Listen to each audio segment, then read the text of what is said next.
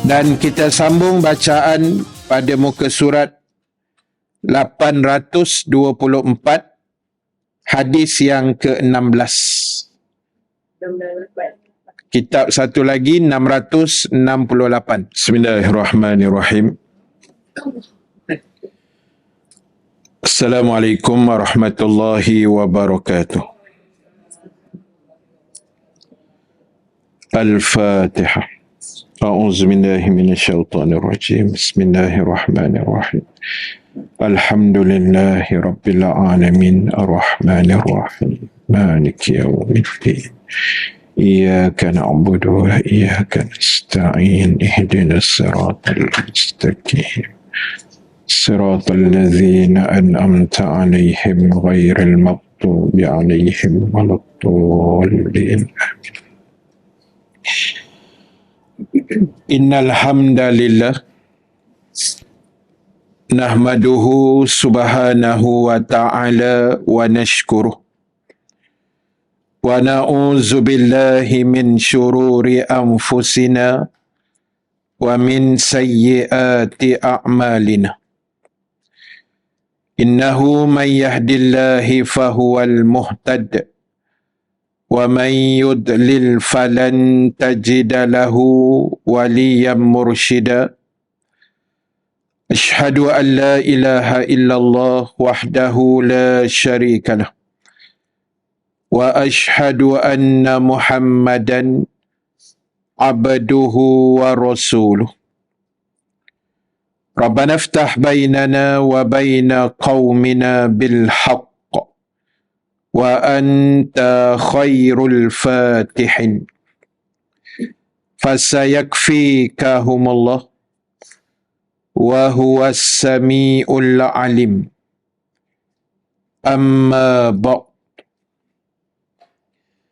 Terima kasih pada pimpinan majlis pada pagi ini, Puan Hajah Salwa, seterusnya kepada seluruh ahli jawatan kuasa kerja muslimat, muslimin dan muslimat, ibu-ibu yang dirahmati Allah sekalian.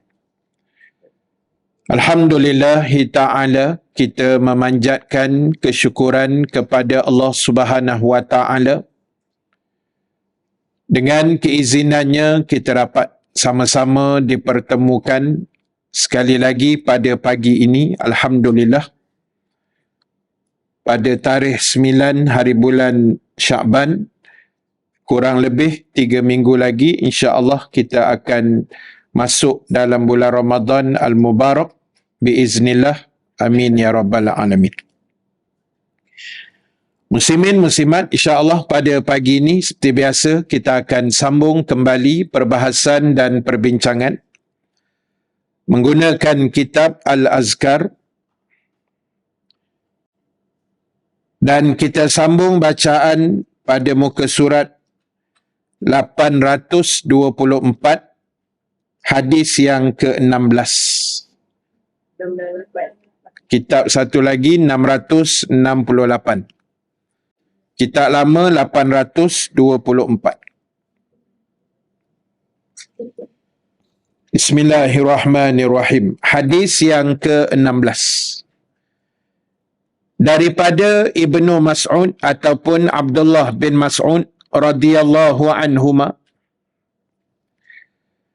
bahawa Rasulullah sallallahu alaihi wasallam telah bersabda, "Lau yu'tan nasu bida'wahum ladda'a rijalun amwala qaumin wa dima'ahum walakinnal bayyinata 'alal mudda'i wal yamini 'ala man ankara."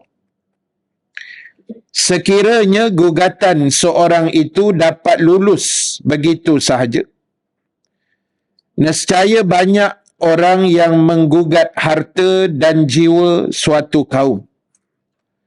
Akan tetapi saksi diperlukan bagi yang mengaku-ngaku. Sedangkan sumpah adalah bagi orang yang mengingkari gugatan itu. Baik. Tuan-tuan, ibu-ibu yang dirahmati Allah, pagi ini kita jumpa satu hadis yang ke-16 yang menceritakan kepada kita oleh Nabi Muhammad sallallahu alaihi wasallam betapa hebat, betapa indah, betapa cantiknya ajaran-ajaran yang wujud dalam agama Islam. Kerana kalau kita lihat di sini, itulah kaedah antara banyak kaedah yang agama Islam ini mempertahankan harta benda kita, wang ringgit kita, malahan nyawa kita sendiri daripada semudah-mudahnya digugat. Gugatan tu digugat lah. Dia bukan ubat gegat, gugatan. Digugat. Salah dengar kan, ubat gegat begini. Jadi daripada harta benda kita ini diseleweng, dirampas, diambil tanpa hak yang sepatutnya. Jadi di situ dikeluarkan satu kaedah, iaitu al-bayyinah alal mudda'i. Maknanya bukti atas yang mendakwa. Wal yamina ala man angkara, dan sumpah atas orang yang engkar. Baik, maksud dia macam ni. Contoh dia beginilah. Katalah ada orang menuduh kita. Kita ada hutang. Dia kata, Ustaz ada hutang dengan saya RM1,000. Contoh. Ada orang datang, dia kata, Ustaz hutang dengan saya RM1,000 sejak 40 tahun dulu tak bayar. Agak-agak. Sejak saya kecil dah berhutang kan. Contoh tak? Jadi, dia tu mendakwa saya tak? So, dari segi kaedah hukum, dan benda ni sebenarnya terpakai dalam mahkamah lah. Mahkamah syariah kita tak? Maknanya, orang yang mendakwa tadi, dia mesti bawa bukti. Apa bukti yang saya tu berhutang dengan dia RM1,000, ada tak resit ke, screenshot WhatsApp ke? Screenshot. Orang kampung saya panggil screenshot. Dia ada screenshot WhatsApp ke, bukti perbualan ke, voice ke, video ke, surat pengakuan saya berhutang, anything lah. So, yang menuduh atau yang mendakwa mesti bawa bukti. Dalam masa yang sama, kalau dia tak ada bukti, maka sumpahlah ke atas orang yang ingkar. So, saya kena sumpah lah. Kalau bukti tu tak ada, so saya kena sumpah. Wallahi, saya tak pernah pun pinjam duit abang RM1,000. Contoh. Kena sumpah yang betul lah. Sumpah dengan nama Allah. Itu contoh. Samalah dengan benda yang lain. Contoh, orang tuduh kita pernah pinjam barang, tak pulang. Ada pinjam cangkul ke kan, tapi nak sampai bersumpah pula lah pakai cangkul ni. Ataupun pinjam benda lain lah, pinjam rantai emas ke benda kan. Contoh lah, dah lama tiba-tiba baru dia teringat, dia pun tuduh kita. Tapi bukti tak ada. So yang menuduh ni sebenarnya, yang mendakwa atau yang menuduh, dia mesti bawa bukti. Tak kira lah apa saja yang boleh dijadikan bukti lah. Kalau zaman sekarang ni voice, screenshot, apa semua benda-benda macam tu. Tapi kalau tak ada, maka kita yang memang menafikan benda tu, kita kena sumpah lah. So settle lah benda tu. Jadi kenapa agama buat dua kaedah ni? Satu, yang menuduh mesti bawa bukti. Dan yang kedua, yang tertuduh, kalau dia mengingkari, maknanya dia mengaku dia tak buat. Memang bukan dia buat, dia tak ambil, dia tak pinjam, dia tak itu, dia tak ini. So dia kena bersumpah atas nama Allah, menafikan tuduhan itu. Sebab itu bila ada dua kaedah ni, barulah harta benda kita, wang ringgit kita, aset kita, nyawa kita juga akan selamat. Sebab dia ada garis panduan. Sebab itu agama Islam ni cantik. Dia dah letak hukum hakam. Dia dah letak aturan, kalau jadi macam ni, kena buat macam ni, kalau macam ni, macam ni. Apa sahaja dalam agama ni, dia ada peraturan dia. Jadi sebab itu tuan-tuan, ibu-ibu sekalian, syukur kita kepada Allah Subhanahu Wa Taala yang telah mengizinkan kita, menghadiahkan kita dengan nikmat beragama Islam ini sejak kita lahir sehinggalah ke saat ini, dan mudah-mudahan sampailah hari kematian kita besok, kita tetap istiqamah dengan ajaran Islam yang sebenar-benarnya, insya-Allah. Amin ya rabbal alamin. Baik, habis yang tu. Hadis yang ke-17. Daripada Wabsyah bin Ma'bad radhiyallahu anhu, bahawa ia datang menghadap Rasulullah sallallahu alaihi wasallam, maka baginda bersabda, "Ji'ta tas'alu 'anil birri wal ithmi." Qala na'am. Faqala istafti qalbak. Al-birru matma'annat ilaihi an-nafsu wa tama'anna ilaihi al-qalbu. Wal-ithmu ma haka fin nafsi wa taraddada fi sadri wa in aftakan nasu waftuka. Daripada Wabsyah bin Ma'bad radhiyallahu anhu, bahawa ia datang menghadap Nabi sallallahu alaihi wasallam.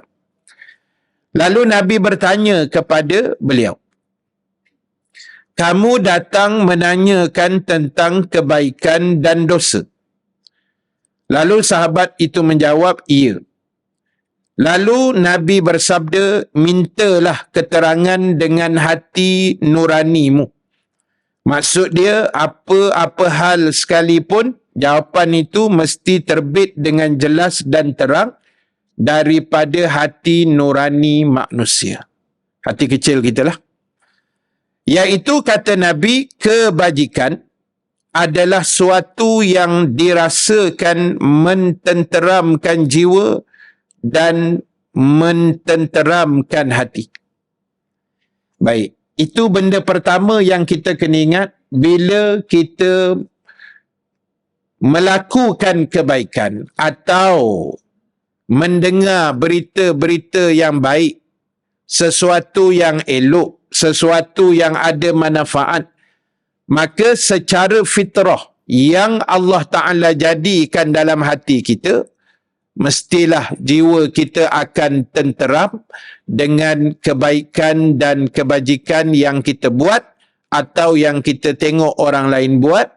Dia akan menenangkan hati dan jiwa kita. Itu fitrah dia. Benda elok bila kita buat, dia akan menenangkan jiwa kita. Pagi ni kita buat benda elok, kita hadir majlis ilmu yang disebut tadi taman-taman syurga yang sangat dekat dan FOC, percuma saja.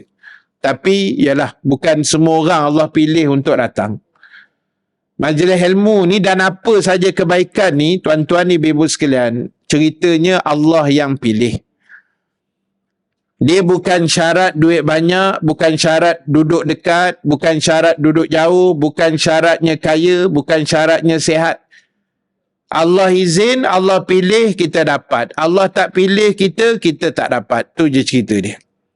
Jadi berusahalah dalam setiap masa dan setiap keadaan untuk kita tersenarai dalam pilihan-pilihan yang Allah pilih untuk kebaikan, insya-Allah. Dan sebenarnya kebaikan itu terbentang luas depan biji mata kita. Terutamanya menjelang 21 hari kita nak masuk bulan Ramadan. Kebaikan yang paling jelas sekarang kita tengok adalah penajaan berbuka puasa. Nak lari mana? Sini satu malam berapa? Tak apa, beritahu je. 10 ribu. 9,600 ringgit satu malam. Alhamdulillah. Oh, package lah. Bukan more. Untuk berapa orang? Anggaran? 650. Okey. Oh, itu makanan basic je lah. Kuih, makanan berat sikit lah. Air ya. Okey. Saya rasa ada lagi masjid lain. Ya, betul. Yang mungkin lebih mahal daripada sini 9,500 atau 50 orang. Sebab saya ada dengar-dengar belah-belah Bangi pun ada lebih pada tu 10, 11 macam tu ada. Ramai lagi lah. Macam Masjid Hasanah tu kan. Masjid Hasanah Bangi tu tengah-tengah bandar Bangi tu kan. Situ memang tumpuan lah macam kita sini Afalah lah. Sana Masjid Hasanah lah. Jadi ibu sekalian, sini dia ada pecah lot. Tak ada pecah lot lah. Satu lot 900 something lah. Macam-macam lot lah. Saya yang tahu lot 10 je. Zaman jahiliah dulu. Baik, jadi ibu sekalian, saya sebut benda ni bukan apa. Sebab sekarang ni inilah peluang yang ada depan mata.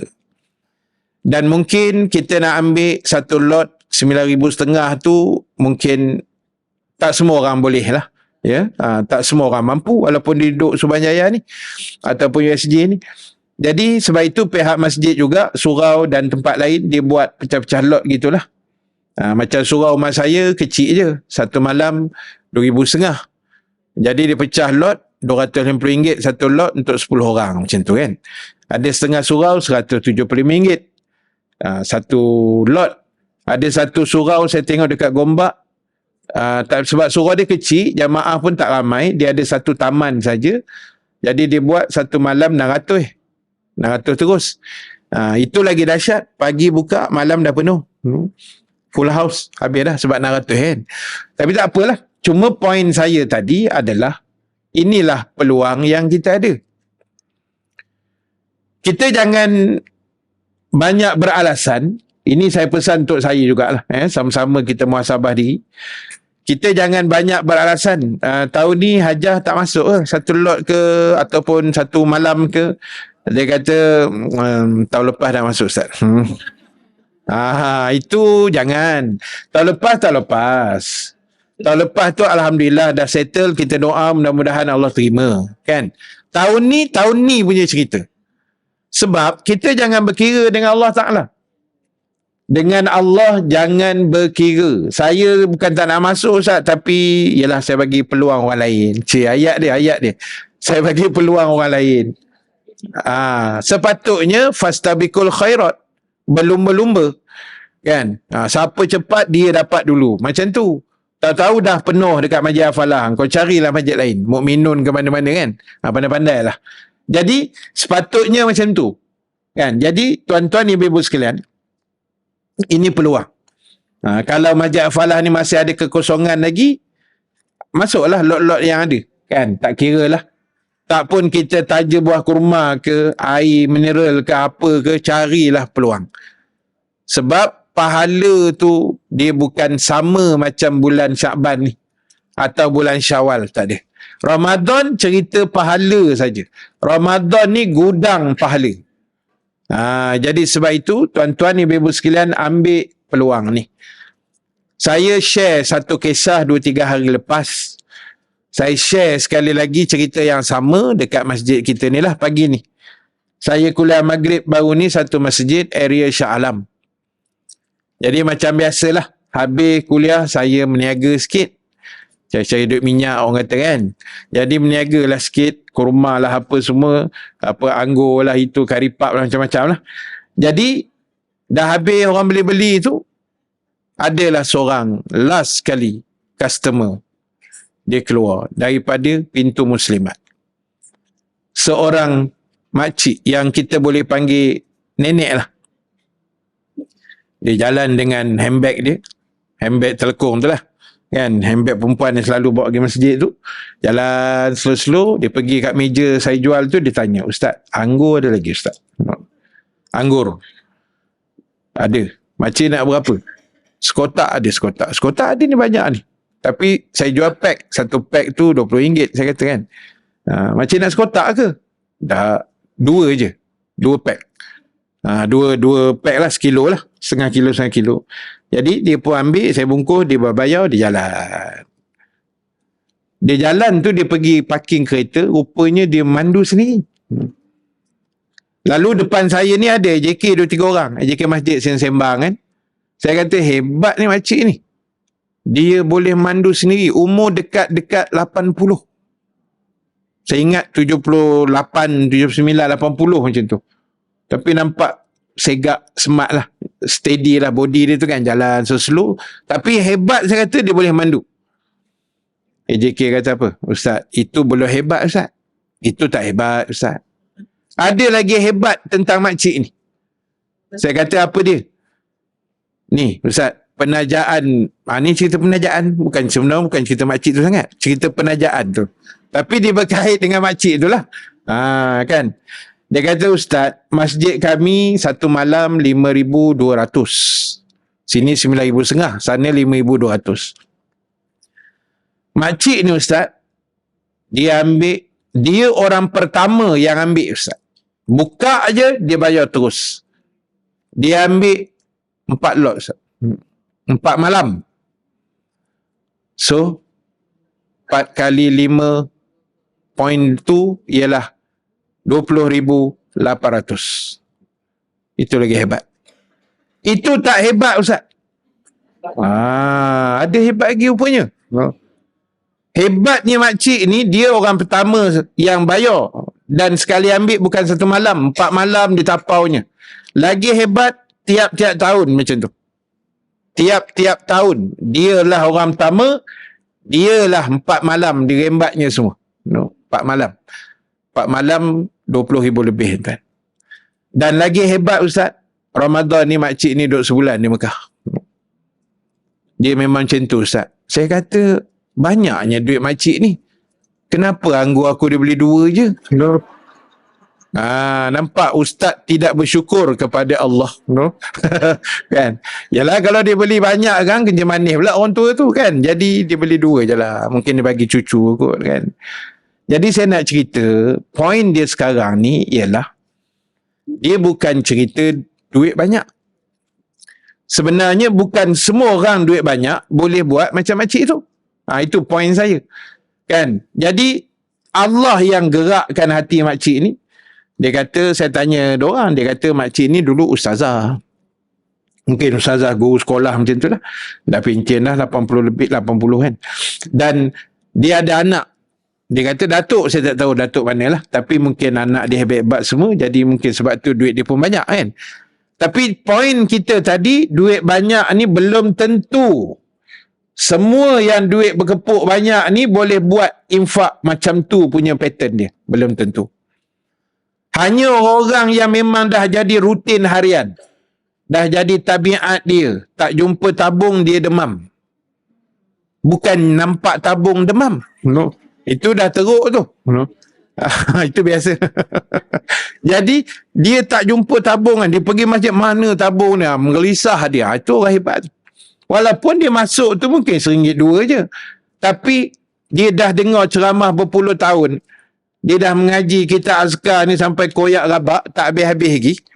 Ustaz pula kena marah bila nak habis. Jadi bawa-bawa tenang. Ni baru hadis 16, 17. Ada sampai 30. Berapa ni? 30 hadis. Bawa-bawa tenang. Adalah 4-5 bulan lagi kot. InsyaAllah. Jadi boleh standby kambing lah, tak ada masalah kan. Lambat lagi. Lembu. Sebab dah tak nak, saya nak kambing tak? Walaupun lembu tu besar, saya nak kambing. Baik. Melawak je tapi serius tak? Baik, kambing jangan buat bergurau ibu-ibu sekalian. Ustaz-ustaz ni jangan bergurau kambing. Mengamuk nanti. Cari sponsor insyaAllah. Apalah sangat Falah ni kan lebih ramai daripada makcik yang tadi tu. InsyaAllah. Baik, jadi poin saya tuan-tuan ibu-ibu sekalian adalah bukan semua orang macam tu lah. Yang duit banyak, tak semua yang pemurah macam tu. Dan yang tak berapa duit pun bukan semua yang berkira atau kedekut lah. Kan? Sebab itu latihan, sedekah ni latihan ibu-ibu sekalian tuan-tuan. Allah nak latih kita, kita ada tak rasa cinta dengan sayang pada harta yang kita ada tu. Allah nak tengok je. Kan, aku bagi engkau duit banyak ni, aku bagi engkau harta lagi melimpah ruah, rezeki murah begitu begini, meniaga maju apa semua. Nak tengok banyak mana kita labur pada Allah Ta'ala. Yang sebenarnya yang kita labur tu pada kita, bukan pada Allah pun. Untuk kita juga. Dia akan balik kepada kita habuan tu kan. Pahala-pahala dan sebagainya. Jadi sebab itu ambillah peluang Ramadan nanti khususnya. Sekarang pun boleh ambil dah peluang. Tapi Ramadan tu pasal dia berganda kan. Dan Ramadan ni memang dinamakan bulan sedekah. Tak suruh pun orang akan bagi. Samalah. Ramadan itu bulan baca Quran. Ustaz tak payah suruh pun orang baca. Bulan lain, lihat. Tapi bulan Ramadan, tak ada siapa suruh. Sendiri dia tadarus. Sendiri dia lepas zuhur pegang Quran. Kalau bulan biasa, lepas zuhur pegang handphone. Tapi bulan Ramadan, dia automatik. Kan? Sebab bulan kebaikan. Bulan yang Allah lembutkan hati manusia untuk buat benda-benda yang baik. Jadi kena ingat, balik pada cerita hadis kita tadi, maknanya kebaikan itu dia akan menenangkan jiwa kita. Kita yang dengar cerita makcik tadi pun rasa, ya Allah tenang kan, seronok jadi makcik macam tu kan. Tenang aja, boleh buat baik, boleh pergi masjid. Ada orang dah berumur-umur tak boleh pula pergi masjid. Macam-macam halangan, macam-macam penyakit kan. Tapi kita Alhamdulillah setakat ke pagi ni Allah masih izin. Jadi peluang tu kita ambil lah. Sebelum ruang-ruang yang ada ni Allah tutup sedikit demi sedikit. Jadi kita takut lah. So masa boleh ni kita pulun lah elok-elok insya-Allah. Baik, dan dosa itu adalah suatu yang tetap dalam jiwa, tersimpan rapat dan bimbang dalam hati. Sekalipun kata Nabi, kepadamu diberikan penjelasan oleh orang dan mereka telah menjelaskan kepadamu dengan fatwa dan sebagainya. Maknanya dosa ni, walaupun dah diterang, detail begitu begini, tapi hakikatnya dia tetap menjadikan hati kita ni gusar. Hati kita ni tak tenang. Hati kita ni serabut dengan dosa. Itulah ciri orang yang beriman. Orang munafik, orang kafir, kata Nabi, dosa ni dia tak rasa apa-apa. Ibarat kata Nabi, dalam hadis yang lain, Nabi sebut, orang-orang beriman merasakan dosa seperti sebuah gunung yang besar yang akan hempap atas kepala dia bila-bila masa saja. Itu. Orang beriman ni, dia nak buat dosa, dia kena bayang. Dosa ni macam gunung besar yang akan dihempap atas kepala dia bila-bila masa. Tapi orang munafik, orang kafir, kata Nabi, dosa ni macam seekor lalat yang hanya datang singgah kat tangan kita, kita pun halau. Lagi dia datang, kita halau. Dia datang, kita tepih. Tak ada apa. Tak ada rasa apa-apa. Itu orang kafir, orang munafik. Dosa ni, dia tak rasa macam dosa. Na'udzubillah min zalik. Jadi sebab itu orang beriman ni, dia bila dia kenangkan dosa tu, dia akan rasa keinsafan. Dia akan rasa, yalah, taubat kan, menyesalnya aku dulu, silapnya aku dulu. Tak apalah, bila ayat-ayat macam tu kita dah keluarkan, bermakna kita sedang berusaha untuk melakukan perubahan. Itu aja. Kan? Saya kuliah Isra', ceramah Isra' minggu lepas di Surau, Kota Damansara, Seksyen 6. Jadi situ ada member lah, member sekolah. Lama tak jumpa. Jadi daripada sebelum saya kuliah, saya sampai tu dia dah bunyi. Dia kata, Syekh, habis ceramah lagi dah makan settle semua hampir rumah aku, dia kata. Kata tak mau lah. Saya kata tak mau. Tak mau pasal apa? Saya kata ganggu hang malam-malam. Tak boleh, tak boleh. Hang kena main juga. Bukan selalu jumpa. Kan? Bini aku nak sembang dengan bini hang, dia kata. Tak apalah. Lepas kuliah, kita pergi. Tapi dia junior saya lah. Saya tingkatan 4, dia tingkatan 1. Tapi rapat lah. Sebab duduk satu dom yang sama. Buat jahat pun sama-sama. Zaman jahiliah dulu kan. Jadi, duduk, bini dia pun bancol lah kopi, apa benda, entah 3 layer lah, apa semua menatang ni. Jadi, sembang. Saya sembang dengan kawan ni, lelaki ni, ialah buka cerita sekolah. Cerita nakal-nakal dulu, cerita pukul orang lah itu, macam-macam lah zaman-zaman asrama kan. Memang macam tu. Degil-degil tu ada. Jadi tengah rancak ni, sembang-sembang gelak-gelak cerita pasal zaman-zaman sekolah tu, tiba-tiba bini dia menyampuk. Bini dia orang Kedah tu yang dia nak jumpa rumah saya tu. Sama-sama geng Kedah kan. Jadi bini dia kata, Alhamdulillah, hampa berdua dah bertaubat no. Dia kata. Dia bagi satu ayat no. Terus tak boleh telan dah air kopi tu. No. Kan? Dia kata, Alhamdulillah, hampa berdua dah bertaubat. Tu. Kurang ajar betul kan. Tapi baguslah. Maknanya kita sedar kita dulu siapa tak.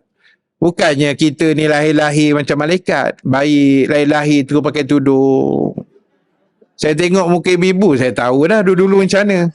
Kan, belah tepi ke, ada sanggul belakang ke macam mana kan. Jadi, kita macam tu lah. Jadi, bila orang beriman ni diingat balik dosa-dosa ni, maknanya dia ada rasa susah hati tu kan.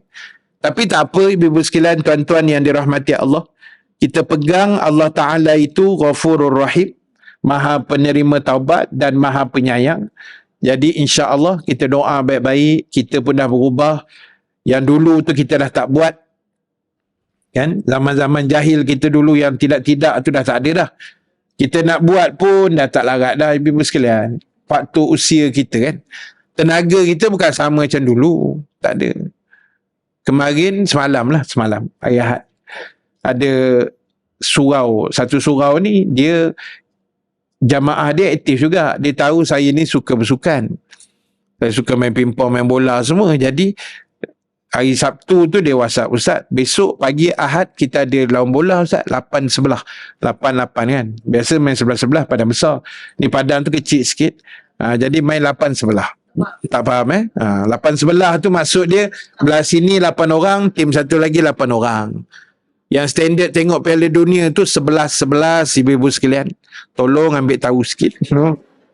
Syurga kak. Kan? Jadi, mainlah. Kita main pun setahun 2 kali je. No?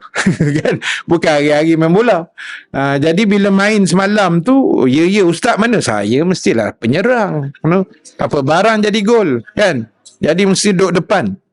Jadi lepas main tu balik-balik semalam padan dengan muka kan. Habis daripada kepala sampai kaki. Sakit sana lenguh sini terpeleot sana terpeleot sini lah. Baru sedar diri kan. Jadi itulah kita. Dah hujung-hujung umur ni fizikal dah tak kuat. Macam dulu zaman muda anak dara dulu basuh baju 2-3 bakul pun steady bawa kan. Orang lelaki dulu pikul simen pun semua steady. Sekarang dah umur 50, 60, 70 ni. Bini suruh pergi kedai beli telur sepapan je. No. Balik slip disk terus. Kan? Bawa telur sepapan tu. Kan? Pasal tulang dah retak dah kita ni. Dah reput habis dah kan. Jadi kita macam tu lah. Jadi sebab itu proses tu Allah buat supaya kita sedar. Tengok keliling apa yang orang buat. Kebaikan. Baik. Kita cuba tiru. Cuba ambil. Kita ambil. Kebaikan tak? Saya selalu sebut. Walaupun, yalah, saya sebut je lah. Kawan-kawan saya. Contoh macam Ustaz Firdaus tu. Masjid Al-Bushra Merebuk yang ibu-ibu pernah singgah itu hari kan. Baru ni kan dia buat projek hotel pula. Dia nak buat hotel. Hotel tu 2.4 juta ringgit.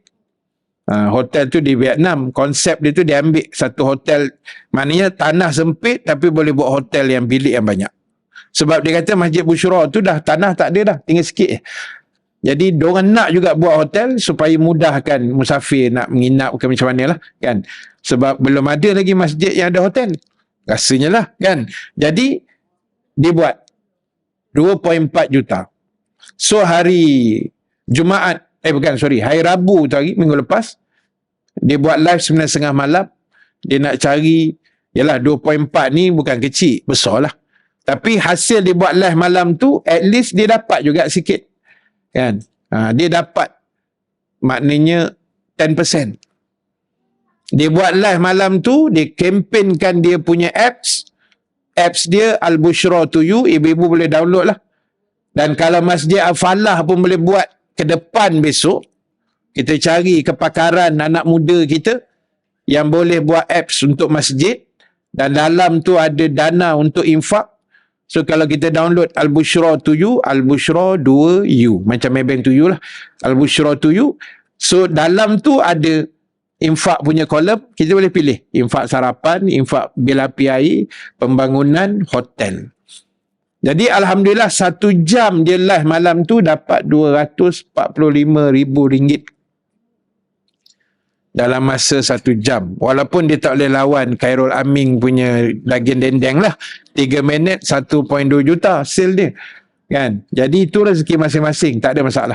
Cuma saya respect dengan kesungguhan beliau. Kan? Daripada zero, tak ada benda pun masjid Al-Bushra tu, sampailah orang dah buah mulut orang. Jadi ibu sekalian, itu contoh kebaikan. Kan? Saham dia besar. Walaupun orang yang sumbang tu mungkin RM1, RM2 saja, tapi sebab ramai kan, dapat malam tu saja RM245,000 berapa sen tu, berapa ringgit dan berapa sen. Sebab apa? Sebab orang Melayu ni, orang Malaysia kita, Alhamdulillah memang macam tu. Pantang tengok orang susah, dia akan bagi. Pantang tengok orang memerlukan, dia bagi. Sampai saya tengok baru ni, kena hati-hati jugalah. NGO Aman Palestin. Yang saya nak sebut tu bukan NGO lah, tapi yang ada live dalam TikTok tu, kecuali live Ustaz Bambam lah. Ustaz Bambam tu saya je yang tengah live sekarang ni. Itu memang real saya lah, bukan scammer lah. Jadi ada live yang kononnya orang Palestin, kononnya, dengar baik-baik kononnya dia tu orang Palestin lah, susah lah, letak bendera Malaysia, bendera Palestin kat belakang, lepas tu cakap Arab sikit-sikit. Sebenarnya nak kata ramai saya tak tahu, tapi ada yang scammer. Dia memang bukan Arab pun, muka je iras-iras sikit, sebenarnya cakap Arab haram tak tahu pun. Ada dah beberapa TikTokers yang membocorkan keadaan itulah, makna mendedahkan situasi menyamar tu. Orang senang nak cari duit, ibu-ibu sekalian. Buat live, goyang bendera Palestin sikit. Orang Malaysia, hati lembut, kan? Sedih tengok bayar, bagi bunga, singa lah, itulah ini, macam-macam hadiah bagi. 100,000 orang tu dapat, kan? Jadi kena hati-hati jugalah kita nak infak apa semua ni, biar yang trusted lah, kan? Yang kita yakin, kita kenal elok. Rasa ibu-ibu kenal saya rasanya, kan? Jadi bolehlah infak tabung tu nanti. Kan? Jadi nak sebutnya itulah dosa. Dosa ni kok mana pun dia akan memilukan hati kita lah. Itu orang beriman lah. Dia mesti ada rasa sikit. Baik, kemudian sambung sikit di bawah tu. Dari Nawas bin Sam'an radhiyallahu anhu, daripada Nabi Muhammad sallallahu alaihi wasallam, baginda bersabda, al-birru husnul khuluq wal ismu ma haka fi nafsik wa karih ta'ayyat tali'a alaihi nas. Riwayat Imam Muslim. Kebajikan itu adalah akhlak yang baik. Nampak? Akhlak ni penting, ibu-ibu, tuan-tuan yang dirahmati Allah Subhanahu wa taala sekalian. Akhlak ni benda yang bukan semua orang ada. Dan syukurlah kalau Allah Ta'ala izinkan kita, benarkan kita, pilih kita jadi manusia yang berakhlak dalam dunia ni, insya-Allah. Dan tak rugi orang yang menjiwai akhlak ni dengan baik, dia tidak akan rugi. Akhlak ni perangai, tingkah laku, termasuk kita panggil memek muka, body language, senyuman, apa saja. Itu nama dia akhlak manusia. Dan akhlak ni, kita kena ingat, ini benda pertama yang Nabi diutuskan untuk memperjuangkannya. Nabi kata, sesungguhnya aku diutuskan Allah untuk memperbaiki akhlak manusia. Tu Nabi kata kan, dia diutuskan Allah untuk repair akhlak manusia yang teruk pada zaman jahiliah dulu. Jadi akhlak ni ibu sekalian, dia banyak pattern, banyak kategori. Cara kita parking kereta dekat luar sana, itu juga akhlak. Cara kita letak selipar, akhlak. Cara kita berjalan, akhlak. Cara kita masuk dewan kuliah, akhlak juga. Cara kita senyum dekat orang sebelah, akhlak. Cara kita memandang pun satu hal. Kadang-kadang dia tengok jeling kat kita, apa hal Mak Haji ni yang jeling aku tak pasal pagi Senin ni, kan, contoh. Itu pun akhlak juga. Apatah lagi cara kita memandu kenderaan. Yang banyak pembuli jalan raya, orang horn sikit naik angin, blok kereta orang, macam-macam lah kita tengok dalam video-video yang ada tu kan. Jadi sebab itulah ibu-ibu sekalian, tuan-tuan yang dirahmati Allah, pakat-pakat jaga perangai, akhlak, tingkah laku kita masing-masing. Cara kita membalas WhatsApp pun akhlak juga. Cara kita duduk dalam pelbagai grup yang ada dalam WhatsApp tu, akhlak juga. Kan? Macam-macam ibu-ibu sekalian. Cara kita komunikasi, itu semua akhlak yang kita kena jaga. Saya pernah sebut dah banyak kali. Saya kalau orang WhatsApp kat saya, minta kuliah, kan, dia minta elok-elok, kenal diri, tertib, beradab, insya-Allah kita ejar bagi jadi. Kan? Tapi kalau dia WhatsApp 3 perkataan je, esok free tak? Ada orang WhatsApp saya macam tu. Saya tak tahu siapa. Esok free tak? Apa yang terbayang dalam kepala kita kan? Yalah, saya faham maksud dia tu free tu bukan nak belanja makan, tapi mungkin nak minta kuliah. Tapi saya tak tahu dia siapa, surau mana. At least sikit lah, bukan nak suruh beria benar, masuk nombor IC bagai tak payah. Assalamualaikum Ustaz, saya nama Hajah Salwa daripada Biro Dakwah Masjid Al-Falah, contoh. Betul. Betul. Sebab kita tak tahu siapa kan. Lepas tu adab tak ada. Macam tu lah. Bukan kita nak beradab beria, ya Assalamualaikum warahmatullahi ta'ala wabarakatuh, Al-Fadhil Ustaz, Wali Allah yang mulia ahli syurga. Bukan. Tak payah macam tu. Assalamualaikum Ustaz pun dah okey dah. Ini Arab kata la kalam wala salam. Salam pun tak ada. Kan? Itu menggambarkan akhlak kita. Ada juga baru ni bertalu-talu tanya, Ustaz, minta maaf, besok ada free. Dia ada lapik sikit minta maaf tu. Tapi dia tak perkenalkan diri dia. Dari mana, di mana. Jadi, akhirnya saya pula terpaksa tanya. Minta maaf, ni nak tanya ni nama apa ya? Dari surau mana ke masjid mana? Baru dia sebut. Oh, saya kata tak boleh. Jauh daripada rumah saya. Jauh sangat-sangat. Sejam lebih pun nak sampai. Saya kata, minta maaf lah, terlampau jauh. Bukan saya tak boleh pergi jauh-jauh tu. Tapi, ada ruang-ruang tertentu yang kita kena tengok balik. Kan? Kadang-kadang sesekali tu boleh. Pasal di kadang diminta kuliah bulanan. Tak boleh lah. Jauh ibu-ibu sekalian. Saya ni sebenarnya dah tua dah. Walaupun muka memang nampak 25 kan. Tapi sebenarnya saya dah tua. Jadi sebab itu kan. Kita ni akhlak kena jaga. Akhlak kena jaga. No? Orang apa kat kita, kita ucap terima kasih, senyum. Macam tu lah. Simple je kan. Tapi benda tu dia memberi kesan pada orang yang kita hadap tu. Walaupun online saja. Macam saya ni yang tengok-tengok 3, 4, 500 ni kan. Online je. Tapi kadang-kadang mereka beradab dalam tu komen. Ada yang tak beradab pun ada. Macam-macam lah. Kan? Jadi adab ni penting. Sehingga ulama sebut adab mendahului ilmu. Ada ulama dulu nama dia Ibnu Al-Mubarak. Dia kata aku mengaji ilmu tauhid, fiqh, apa semua-semua ilmu agama ni selama 20 tahun. Dan aku mengaji ilmu tentang adab dan akhlak selama 30 tahun. Maknanya dia mengaji adab tu lebih banyak daripada mengaji ilmu-ilmu agama ni. Walaupun adab tu semua ilmu agama juga. Tapi maksud dia, dia mengaji akhlak, tertib, akhlak, perangai, tingkah laku, percakapan, semua-semua ni tindakan 30 tahun. Lagi lama daripada dia belajar ilmu-ilmu fiqh, tauhid semua. Sebab ulama' dah beritahu. Adab itu mendahului ilmu. Bukti dia apa? Minta maaf saya sebut. kadang-kadang ada orang ilmu tinggi tapi adab tak ada. Lebih baik ilmu tak apa ada tapi adab dia tinggi tak? Lebih baik gitu. Jadi sebab itu kalau dua-dua dia ada, ilmu hebat, adab pun tinggi, tu lagi bonus lah. Jadi sebab itu tuan-tuan, ibu-ibu sekalian, ini contoh. Sebab itu dia katakan tadi, Nabi kata kebajikan itu adalah akhlak yang baik. Hari ini ramai orang yang hilang akhlak dia. Kan? Perangai tak senonoh.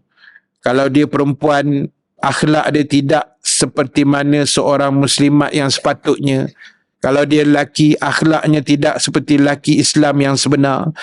Kan? Kalau dia ibu, akhlaknya tidak sebagai seorang ibu. Macam itulah. Jadi benda-benda ni kita kena tengok balik.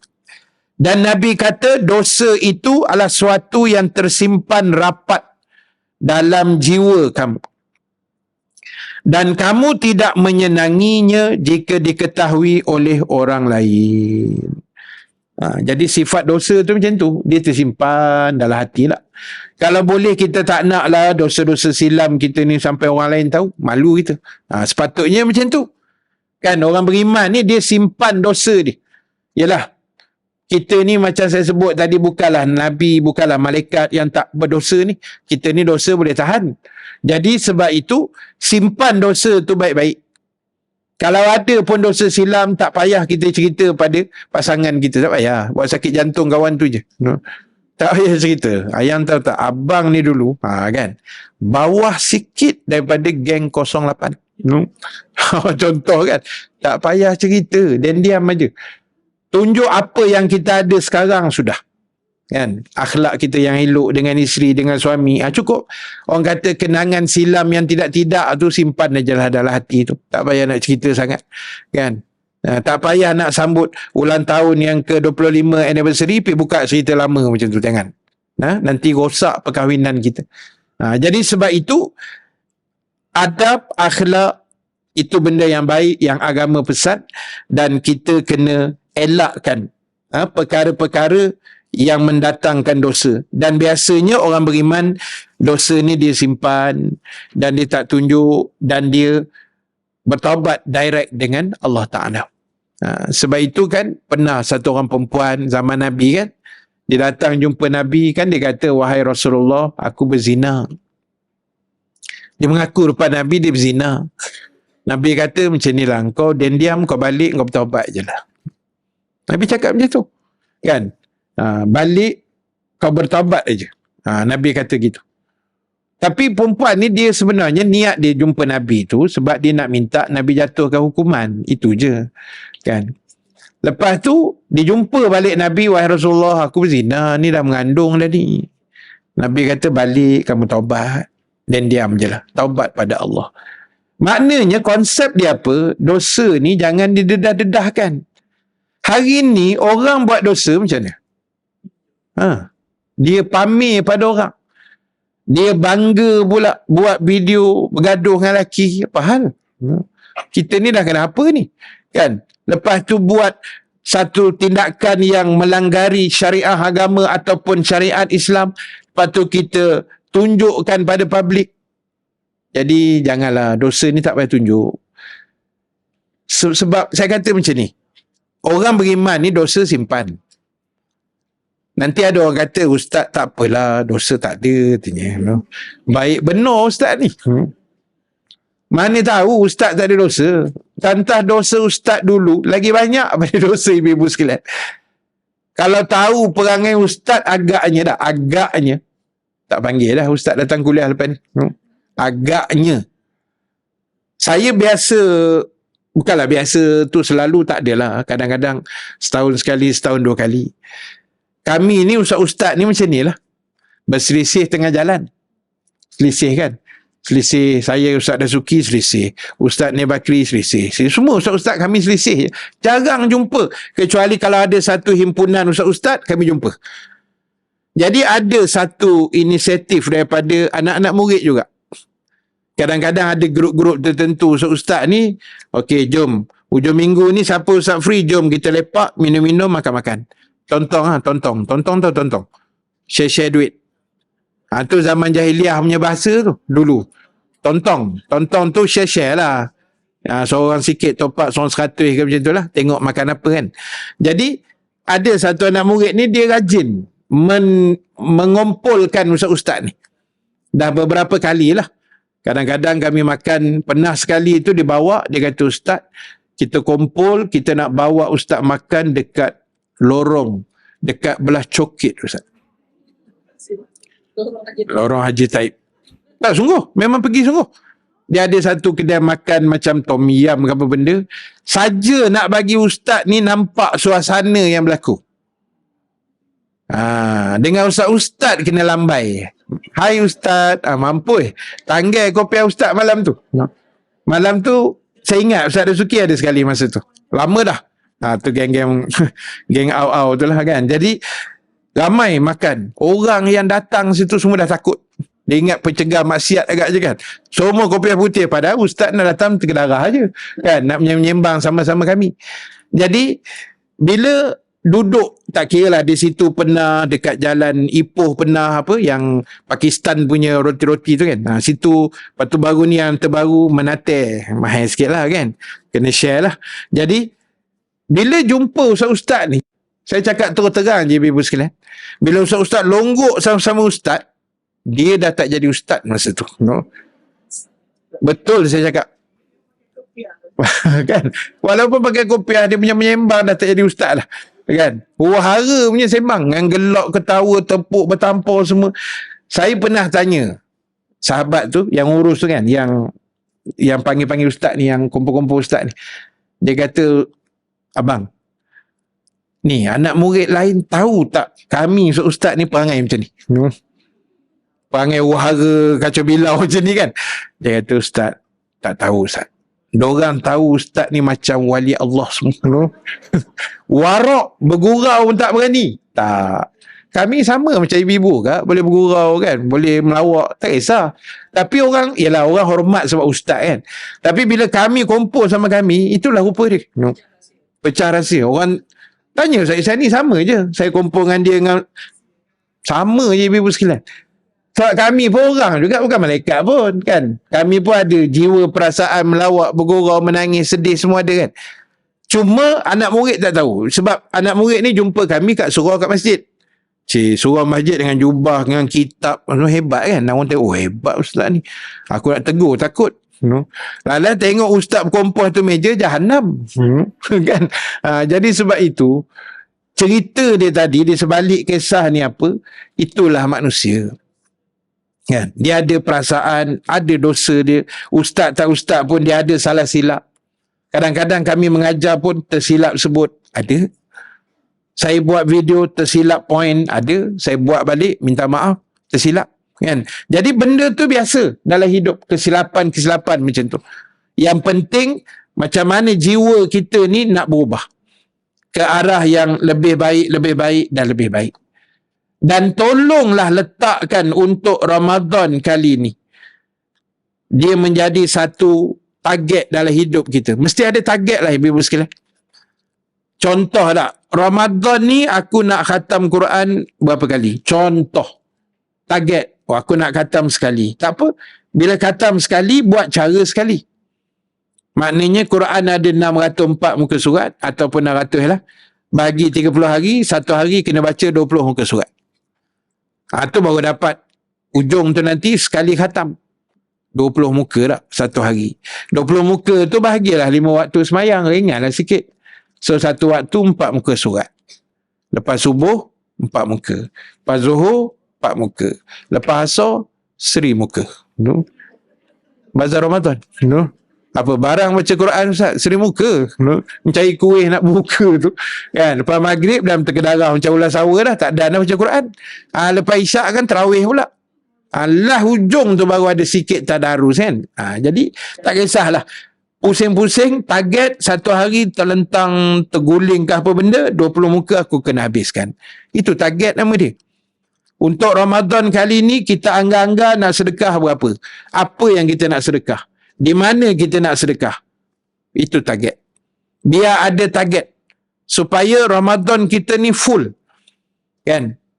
Jangan, yalah risau juga. Ramadan ni apa yang paling sedap ibu sekalian? Pandai. Saya dah agak dah jawapan tu mesti keluar punya. Yang paling sedap dalam Ramadan ni ialah tidur. Siang hari tu. Oh, dia punya tidur, Masya Allah, ibu-ibu sekalian. Tak sedar diri. Letak je pukul 9 pagi, duha tu. Zuhur bangkit. Dia punya khusyuk. Ya, tahu muslimat memang rajin, dia tak sempat tidur. Ni saya cerita saya. Kan? Jadi, tidur tu, dia punya nikmat tidur walaupun terlelap sekejap tak. Dalam kuliah tu, Ramadan, bukan hari ni. Ramadan punya kuliah. Memang dia punya nikmat tu, Masya Allah, tuan-tuan. Allah. Jaga-jaga. Kan, kita jaga tu macam, lama. Macam Ashabul Kahfi lah. Kan, lama betul tidur je. Padahal baru terlelap 5 minit je. Tapi dia punya nikmat tu macam Ashabul Kahfi. Dia punya puasnya tidur tu tak. Betul saya cakap. Jadi, ibu-ibu sekalian, ialah, jangan pula kita pegang, Ustaz jangan lupa hadis Nabi Ustaz.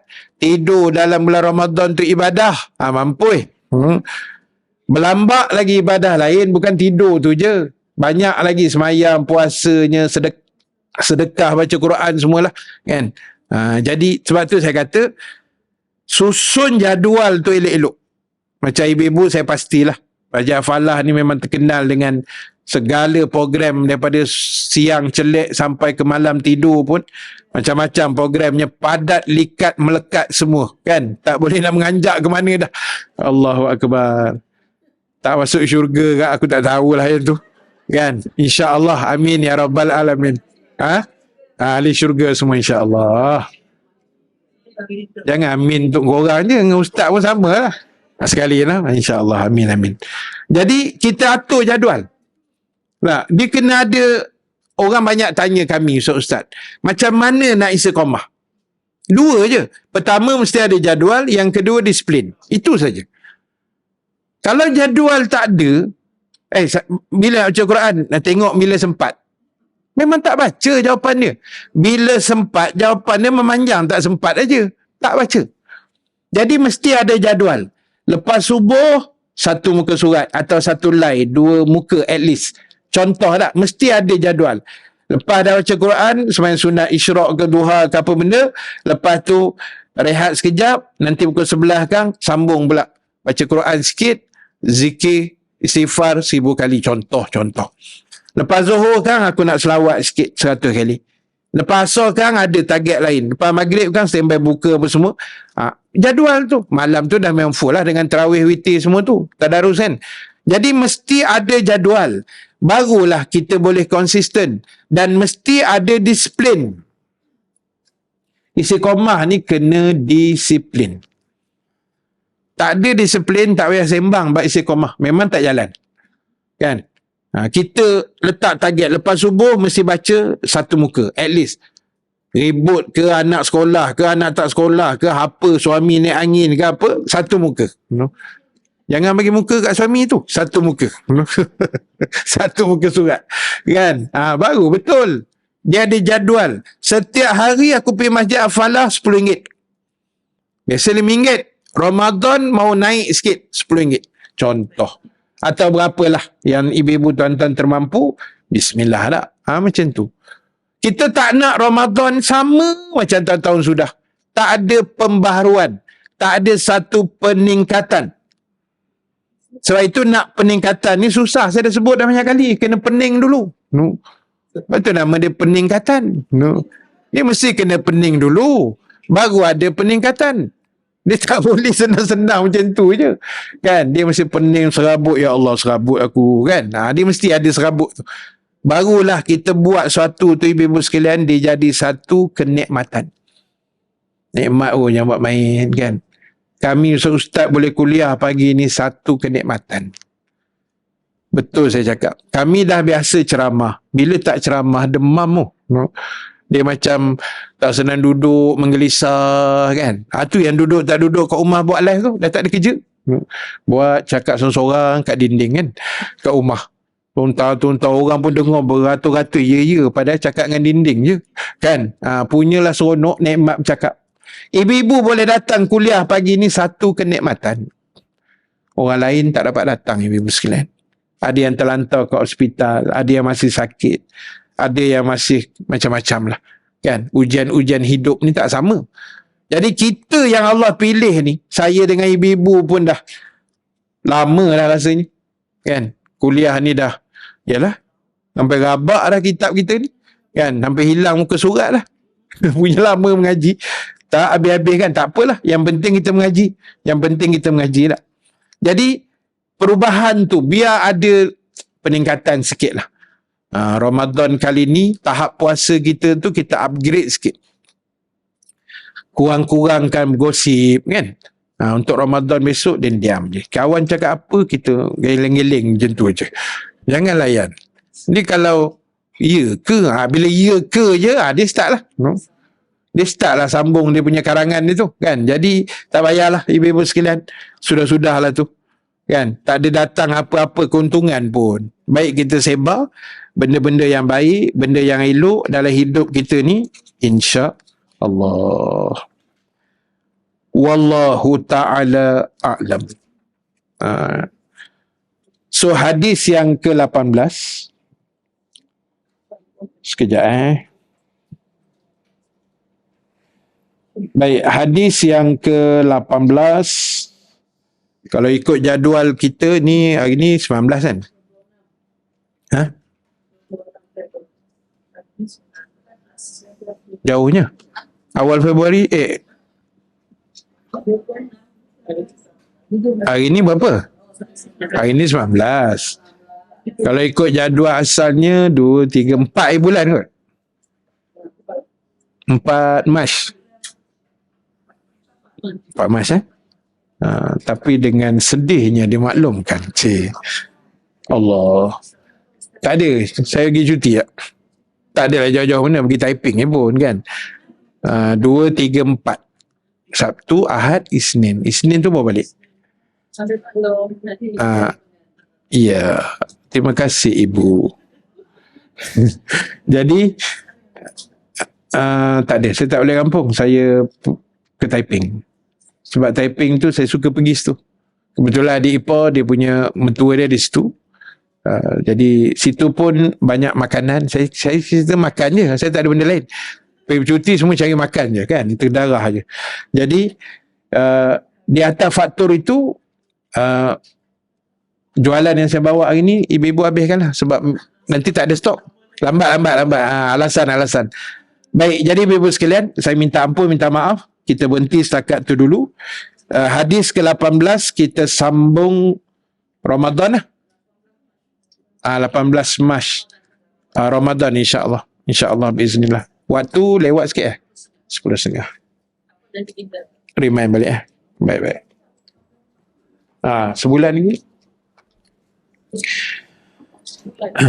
1 bulan. Betul.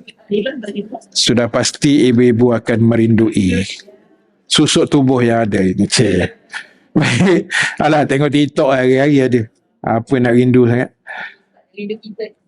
Betul. Itu yang sebenar. Baik.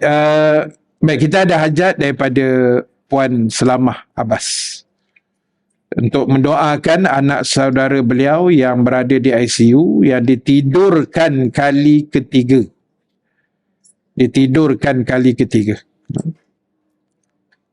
Kini keadaannya agak kritikal jugalah. InsyaAllah kita doakan di hujung nanti, mudah-mudahan ada kesembuhan, disedarkan semula insyaAllah. Baik, jadi sebelum saya uruskan semua ni, ada 1-2 lah perkongsian ringkas saya untuk pagi ni. Yang pertama, seperti biasa, kutipan tabung kebajikan dan Al-Fadhil Ustaz Farhan lah, pembinaan tahfiz beliau di Kampung Sungai Pagi, Behrang, Tanjung Malim sana. Boleh? Dia mesti suka. Akan nak beritahu ke saya beritahu? Akan beritahu. Okey, baik.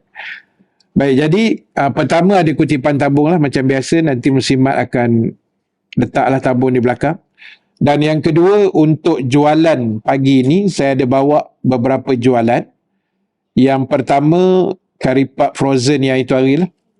Yang sedap lah, sedap. Cerita dia sedap. RM8 satu bungkus, ada 10 biji. Yang kedua, kita ada anggur juga. Anggur hari ni dia murah sikit. Apa dia? Anggur 17. Selalu 20. Selalu 20. Dekat kotak tu tadi ada, Kak Aisyah dah ada tulis-tulis harga dekat kotak belakang tu. Tapi kejap lagi saya akan jaga, insya-Allah. Tapi kalau muslimat keluar dulu, ambil je dulu, nanti kan kira dengan saya, insya-Allah.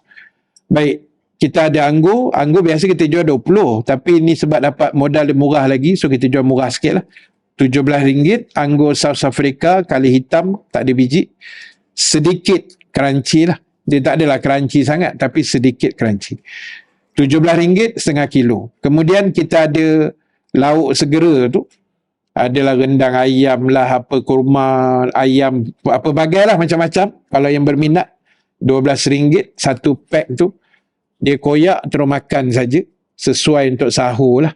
Kalau emergency apa kan, itu sesuai. Kalau nak pergi overseas yang susah ada makanan Muslim pun boleh juga. RM12 satu pack. Dan kemudian kita ada menu baru hari ni, kurma lah. Ada 2 jenis kurma yang saya bawa. Yang pertama, kurma Nabi. Kurma Ajwa Aliyah Premium. Kurma Aliyah Premium harganya RM20. RM20 yang tu. InsyaAllah RM20. Dan kemudian RM20 tu 250 gram. Satu kotak tu lah. Dia lembut, ibu-ibu sekalian. Dia kurma Nabi ni ada yang tak kena gaya, dia macam keras kan. Yang ni dia lembut elok, alhamdulillah. Dan yang kedua, kita ada kurma Mekjul Palestin yang besar gedabak tu, besar-besar tu. Itu pun saya suka tak. Yang tu RM35. Satu kotak tu setengah kilo. Itu semua kita jual bawah daripada harga market lah. Market dalam 80, 85 macam tu sekilo. Setengah kilo 40 lah kan. Kita jual 35 insyaAllah. Jadi semua tu ada dekat belakang.